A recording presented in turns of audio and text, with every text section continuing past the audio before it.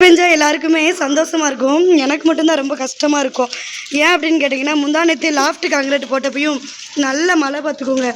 மழை வந்து அந்த ஜல்லி மட்டும் நிற்க அந்த பாலெல்லாம் வந்து அடிச்சுட்டு போயிட்டு, இப்போயும் இந்த கட்டடம் கட்டி முடிச்சிருக்கு. இப்போயும் மழை வந்துட்டு. இன்னொன்று விஷயம் என்ன அப்படின்னா, ஆசாசியாக வீடு கட்டுனா ஃபுல்லாக தண்ணி பார்த்துக்கோங்க.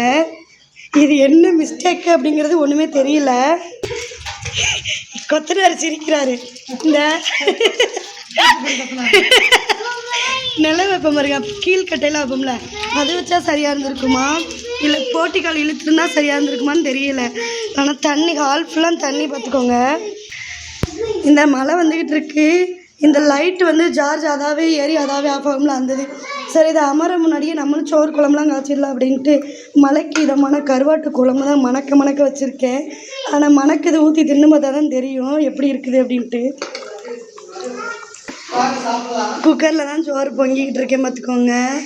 எப்போவுமே பாருங்கள், அந்த மழையை 6 மணிக்கு வந்து வேலையாட்கள் அமுச்சு விட்றக்காக இந்த மழை வருதா என்னன்னே தெரியல.